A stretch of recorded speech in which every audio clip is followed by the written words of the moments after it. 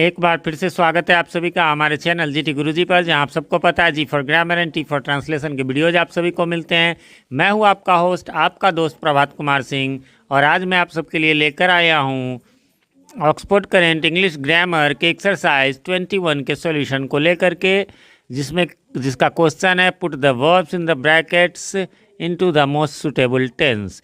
यानी ये अभी से पहले जो आपने एक्सरसाइज 20 देखा, 19 देखा, उसमें था कि आपको ऑप्शन दिए रहते थे, बट इसमें कह रहा है कि नहीं, आपका जो ये ब्रैकेट में दिया हुआ उसको सबसे अप्रोप्रिएट। देखिए अब दो बातें, सबसे पहले तो मैं ये बताना चाहूँगा कि मैं इस वीडियो में आपको एक एक आंसर को एक्सप्लेन करूँगा उसके रूल्स के साथ, नंबर 1। नंबर 2, 19-20 के एक्सरसाइजेस मैंने बना दिए हैं, जैसा कि मैंने बताया। आप चाहे तो लिंक उसका ऊपर आई बटन में और नीचे डिस्क्रिप्शन में तो है ही। साथ में एक चीज़ और बताऊंगा कि ये जो आपका टेंस है, इससे रिलेटेड मैंने टोटल 6 वीडियोस बनाए हैं पार्ट बाय पार्ट, जिसमें आपको A to Z बताया गया। जो भी रूल्स मैं यहाँ बताऊँगा आपको, वो सब उन वीडियोज़ में है। शुरू के 5 वीडियोज़ आपके लिए बहुत ही ज़रूरी है। 4 वीडियोज़ तो एकदम ज़रूरी है, वो देख ले, पार्ट 1, 2, 3, 4 है ना। उसका लिंक भी आपको ऊपर आई बटन में और नीचे डिस्क्रिप्शन में मिल जाएगा।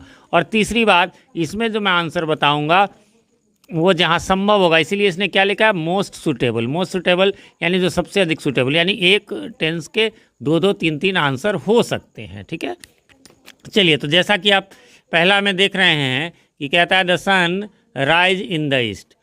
यहाँ पर होगा राइजेज। क्यों होगा राइजेज? नंबर 1 कि ये जो है यूनिवर्सल ट्रूथ है। यूनिवर्सल ट्रूथ का मतलब होता है ध्रुव सत्य, जो कभी ना बदले। जैसे सूरज पूरब में उगता है, ये ध्रुव सत्य है। और जो ध्रुव सत्य होता है, जो यूनिवर्सल ट्रूथ होता है, वो सिंपल प्रेजेंट टेंस में होता है। और सिंपल प्रेजेंट टेंस में वर्ब का पहला रूप यानी V1 या फिर V5 लगता है। ठीक है, तो इसलिए। दूसरा है I dash go to school every day.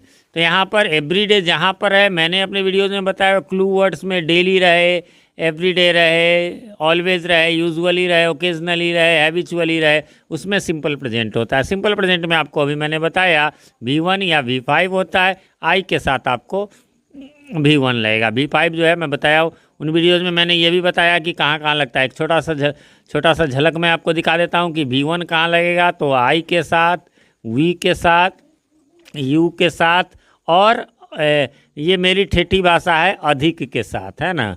मतलब अधिक का मतलब हो गया प्लूरल के साथ। और V5 कहाँ लगेगा? तो इसके लिए मैं कहता हूँ ये लगेगा आपको एक के साथ, है ना। एक समझ गए, जैसे राम है, श्याम है, मोहन है, माय ब्रदर, ये एक है। कहेंगे सर आई भी तो एक है, तो ये अलग है, आई और यू ये अलग। आई भी यू, और अधिक में V1 और बाकी में V5। तो यहाँ पर तो आप देख रहे हैं आई है, इसलिए। फिर चलिए थर्ड में, she go to movie every Sunday. Every Sunday यानी हर संडे को, यानी हैबिट है, तो इसमें भी सिंपल प्रेजेंट लगेगा। यहाँ पर शी क्या है? तो एक है, अभी जो मैं बता रहा था, शी क्या है? शी से वह एक का बोध होता है, इसलिए V5 लगेगा।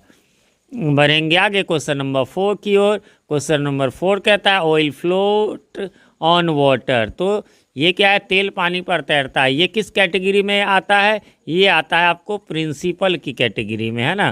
प्रिंसिपल का मतलब हो गया सिद्धांत, है ना। ये CIPLE वाला प्रिंसिपल, वो PAL वाला प्राचार्य हो जाता है। तो कहने का मतलब प्रिंसिपल जो है वो भी सिंपल प्रेजेंट में होता है, तो इसलिए ऑयल अनकाउंटेबल है, एक वचन है, इसलिए V5 लगेगा। अगला है यूजुअली राइट इन ग्रीनिंग। यूजुअली जहाँ पर रहता है आपको पता है, यूजुअली में सिंपल प्रेजेंट होता है, इसलिए राइट्स हो जाएगा, ही एक है। Question number 6, she dash go away every weekend to the sea shore. यहाँ पर आपको हो जाएगा गोज, क्योंकि यहाँ एवरी जहाँ पर है, एवरी डे उधर मैंने कहा था, एवरी वीक, एवरी संडे ऊपर था, उनमें भी सिंपल प्रेजेंट। शी चूँकि एक का बोध हो रहा है, इसलिए इसके साथ V5 यानी गोज हो गया। बढ़ेंगे आगे, अगला क्वेश्चन, जैसा कि आप देख सकते हैं 7 में, सी टीच मी इंग्लिश। देखिए इसके कई आंसर हो सकते हैं, है ना, इसमें कोई खास रूल नहीं लगा। वह तो टीचर्स, वह मुझे इंग्लिश पढ़ाती है, यह भी सही है। शी टॉट मी इंग्लिश, उसने मुझे इंग्लिश पढ़ाया, यह भी सही है। She will teach me English, यह भी ये हो सकता है कि वह मुझे अंग्रेजी पढ़ाएगी। यही नहीं, she is teaching me English, वह मुझे अंग्रेजी पढ़ा रही है, सारे चीज़ चलेंगे, कहने का मतलब है। तो इसलिए वहाँ पर था मोस्ट सूटेबल। मोस्ट सूटेबल ध्यान रखेंगे, जहाँ मेरे 1, 2, 3 आंसर होंगे, तो कुछ लोग हो सकते हैं कि कहेंगे सर तो मैं कौन सा लिखूँ? भैया जो फर्स्ट में है वो जो है आपका सबसे बढ़िया आंसर होगा, मतलब मोस्ट अप्रोप्रिएट होगा। बाकी इसमें ये भी चल जाएंगे, है ना। He dash to Kashmir last year, ये मैंने बताया हुआ है क्लू वर्ड में उन्हीं वीडियोज़ में, क्या कि अगो हो, है ना, लास्ट हो, या फिर यस्टरडे हो, और एक बताया हुआ यस्टरडे हो, या फिर कोई प्रीवियस ईयर हो, है ना, कोई पुराना साल हो। तो उसमें जो है हमेशा सिंपल पास्ट लगता है। सिंपल पास्ट का मतलब होता है क्या, तो V2। सिंपल पास्ट मतलब V2। आगे बढ़ेंगे तो यहाँ पर वही है, V2 हो गया आपको। आगे बढ़ेंगे, my father go to Patna yesterday, अभी मैंने कहा अगो लास्ट या यस्टरडे हो, यहाँ यस्टरडे है इसलिए V2 लगेगा, सिंपल पास्ट हो जाएगा। फिर 10 नंबर में ही कम 2 ईयर्स अगो, फिर आपने देखा यहाँ अगो है, तीनों में ये देख रहे हैं, तो अगो रहे तो सिंपल पास्ट यानी कि V2 यानी कि केम हो जाएगा। बढ़ेंगे आगे क्वेश्चन नंबर 11 की ओर। वीडियो थोड़ा लंबा होगा क्योंकि भाई 40 क्वेश्चन है और मैं एक्सप्लेन कर रहा हूँ वन बाय वन, स्किप मत करें ना तो रूल्स आपके छूट जाएंगे। 11 नंबर में I meet him on Monday last, फिर लास्ट है, लास्ट माने सिंपल पास्ट यानी V2 यानी मीट का V2 मेट होता है। फिर अगला है शी डैश यानी कि miss the train last night, last लगा हुआ अभी मैंने बताया सिंपल पास्ट होगा यानी V2 यानी मिस्ड हो जाएगा।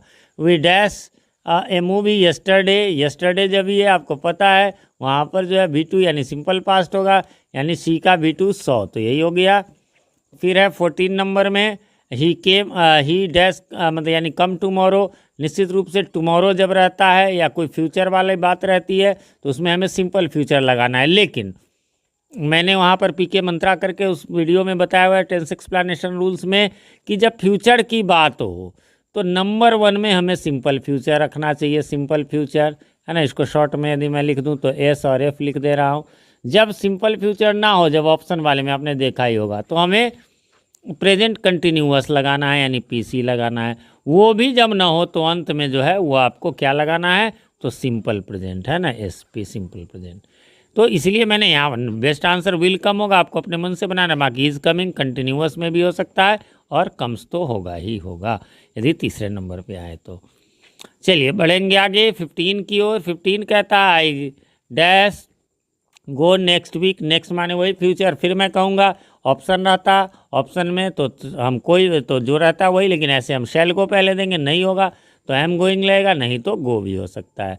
फिर है Peter, Peter by a car next year, next माने फ्यूचर, वैसे ही इज बाइंग हो सकता है, विल बाई हो सकता है और बाई भी हो सकता है। वैसे नेक्स्ट वाले में ज़्यादातर जो है कंटिन्यूअस का यूज ज़्यादा होता है, तो ये भी हो सकता है ना, वो चलेगा। I shall help him if he come to me, देखिए ये इसका भी रूल मैंने बताया हुआ, इफ़ के एक तरफ यदि सिंपल फ्यूचर हो तो दूसरी तरफ सिंपल प्रेजेंट, या इसी का वाइस वर्सा कि इफ़ के एक तरफ जो है वो पहले से यदि सिंपल प्रेजेंट दिया रहता तो दूसरी ओर सिंपल फ्यूचर।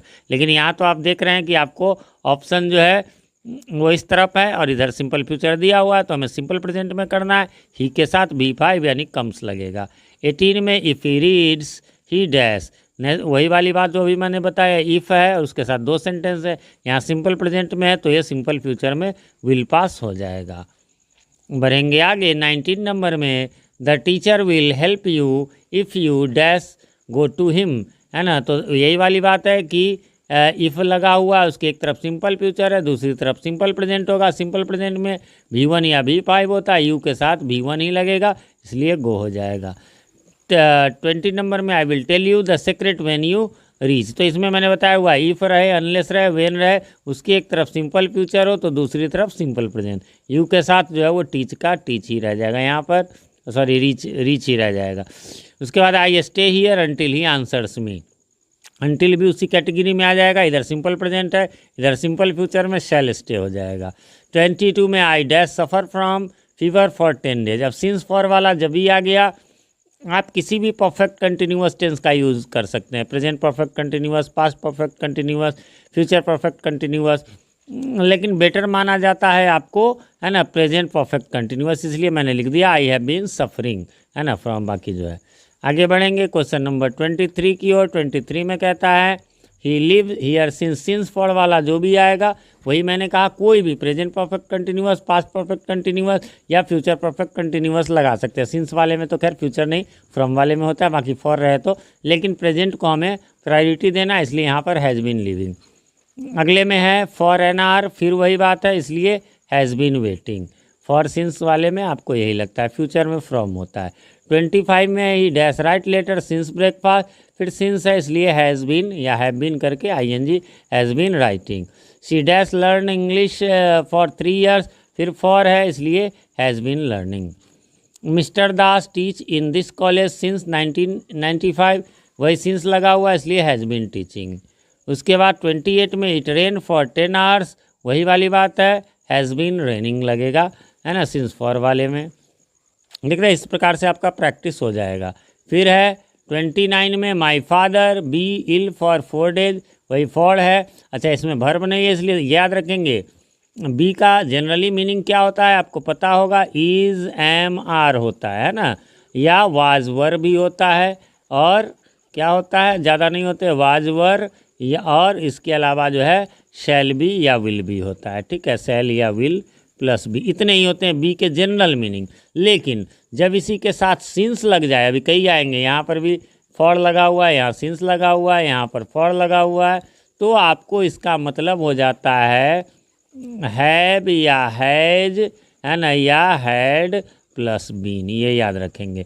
तो अगले तीनों में आपको यही रूल काम आएगा। क्या, अब इधर देख लेंगे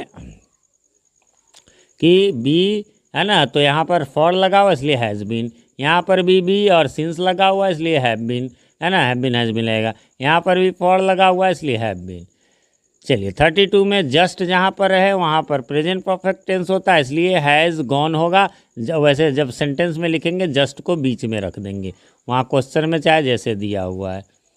33 की ओर चलते हैं। 33 में कहता है we dash know each other for year. देखिए, आपको मैंने ऊपर बताया कि जब सिंस फॉर रहता है तो हैव बीन हैव या हैज़ बीन प्लस आईएनजी है, ये कोई भी कर सकते हैं प्रेजेंट को ज़्यादा, लेकिन यहाँ ये बिल्कुल नहीं लगेगा। कुछ ऐसे वर्ब हैं जैसे नो है यहाँ दिया हुआ है, या इसके अलावा आप सी की बात करेंगे, सी माने देखना या मिलना हो, ऐसे कुछ वर्ड्स हैं जिनके कंटिन्यूअस फॉर्म संभव नहीं है। कहेंगे क्यों नहीं संभव है, ये काम कंटिन्यू नहीं हो सकता, इसलिए इसका आईएनजी फॉर्म हम लोग नहीं यूज़ करते। जैसे सी माने मिलना भी होता है, देखना भी होता है, मेरे वीडियोज़ में मैं बताता रहता हूँ। किसी से आप मिलने गए, मान लीजिए आप एक बार मिले, आप मिले तो एक दूसरे को जान गए तो जान गए, रोज़ रोज़ तो हम नहीं जानेंगे, है ना। तो अब कहेंगे सर नहीं रोज़ रोज़ जानेंगे, हाँ तो जानेंगे क्या, एक दूसरे के गुण को, लेकिन हम जान गए हाँ भाई आप मिस्टर राम हो, हाँ जी मैं मिस्टर प्रभात हूँ, अच्छा मैं ये पढ़ाता हूँ, इंग्लिश पढ़ाता हूँ, मेरा यूट्यूब चैनल है, हाँ जी आप ये करते हो गया। फिर एक दूसरे के गुण दोष को जानेंगे। उसी प्रकार नो जानना, जान लीजिए, इसी प्रकार से हम जान गए कि हाँ भाई ये है, ये टीचर है, ये है, हो गया जान गए, फिर एक दूसरे के गुण को। इसी प्रकार सी माने यदि देखने की बात करें तो क्या एक टक देखता रहेगा, नहीं, यदि एक टक देखेगा तो गुल्लुक हो जाएगा, सी मीन्स देगा। मिलना, वैसे मिलना ऐसा तो नहीं है, अब आप मुझसे मिलने आए, आपने मिल लिया, उसके बाद बातें होंगी, मिलना तो बस एक बार के लिए, इसका आईएनजी संभव नहीं है। तो बढ़ेंगे आगे, इसलिए यहाँ पर प्रेजेंट परफेक्ट टेंस है हैव नोन, जो कि मैंने वीडियो में भी बता दिया हुआ है। फिर है I not see him since morning, since है तो अब नॉर्मली जो है यही सी वाला बताया, और नो वाला ये जनरली दो याद रखेंगे, हैव नॉट सीन हो जाएगा, ऐसा नहीं कि हैज़ बीन सीइंग नहीं होगा। अगला he write a letter now, confusion या किसी प्रकार की कोई ज़रूरत नहीं है, जब भी नाउ रहे, नाउ का मतलब ही होता है प्रेजेंट कंटिन्यूअस, यानी जेएमआर के साथ आईएनजी, यानी कि इज़ राइटिंग। 36 इसके लिए भी एक स्पेशल रूल है जो उस वीडियो में मैंने तो नहीं बताया टेंस रूल्स में, बट ये मैं ऐसे ओरली बोला था, रिटन नहीं था। एक तरफ यदि कमांड हो, है ना, कोई भी इंपरेटिव सेंटेंस का, जैसे डोंट डिस्टर्ब मी, है ना, हरी अप, है ना, जल्दी करो, ऐसा कुछ रहे, और दूसरी तरफ जो होगा सेंटेंस वो प्रेजेंट कंटिन्यूअस में, इसलिए हो जाएगा डोंट डिस्टर्ब मी, मुझे डिस्टर्ब मत करो, ही इज़ वर्शिपिंग, वर्शिपिंग में डबल पी हो जाता है। बढ़ेंगे 37 की ओर। 37 कहता है आई एम बी लेट, है ना, तो यहाँ पर क्या हो जाएगा, देखिए ऐसे एम तो ऑलरेडी है तो आई एम लेट चलेगा ही, लेकिन जब ज़बरदस्ती बी दे दे तो यहाँ पर आपको बिंग लगाना होगा, इजेमार के साथ बी दे दे तो, बी का मतलब तो मैंने अभी बताया इजेमार पहले से होता है ना, वाजबर पहले से होता है। इसके अलावा जब सिंस फॉर है तो हैज़ बीन हैव बीन हो जाता है, लेकिन जब एम के साथ आता है, ये एक्सेप्शन में एक ही क्वेश्चन आपको पूरे एक्सरसाइजेज में मिलेंगे। 38 में कोई रूल नहीं है, लेकिन यहाँ हैज़ लगा हुआ और हैव हैज हैड के साथ हमेशा भी3 लगता है, इसलिए ग्रो का ग्रोन हो जाएगा। 39 में भी कोई रूल नहीं दिया हो, बट ईज के साथ आपको मालूम है या तो भी3 या भी4 होता है, नॉर्मली ये है भी4 यानी प्रेजेंट कंटिन्यूअस होगा। 40 में जो है have you dash the letter, have लगा हुआ है, पूछने की ज़रूरत नहीं है, हैव हैज हैड के साथ भी3 यानी कि रिटर्न हो जाएगा। इस प्रकार से ये एक्सरसाइज यहाँ पर एंड होता है। उम्मीद करता हूँ आपने मिला लिया होगा, कोई कन्फ्यूज़न नहीं होगी। फिर भी किसी प्रकार का कोई कन्फ्यूज़न हो तो आप कमेंट करें, मैं रिप्लाई ज़रूर देता हूँ, थोड़ी देर से ही सही। और हाँ, साथ में रिप्लाई में कमेंट में ये भी बताएं कि हमारे वीडियोज़ आप सभी को कैसे लगते हैं। आप सबके प्यार की वजह से अब मेरा 10,000 सब्सक्राइबर कब का पूरा हो गया और व्यूज़ भी अच्छे आ रहे हैं। इसी प्रकार उम्मीद करता हूँ आप सपोर्ट करते रहेंगे। चैनल पे नए हैं या चैनल को अभी तक सब्सक्राइब नहीं किया तो प्लीज़ इसे सब्सक्राइब कर लें और साथ में नोटिफिकेशन बेल में ऑल को प्रेस कर दें, जिससे कि हमारे आने वाली वीडियो सबसे पहले आप तक पहुंच सके, पहले की वीडियोज़ आपको ढूंढने में आसानी हो। मिलते हैं अगले वीडियो में, तब तक के लिए हैव अ नाइस डे।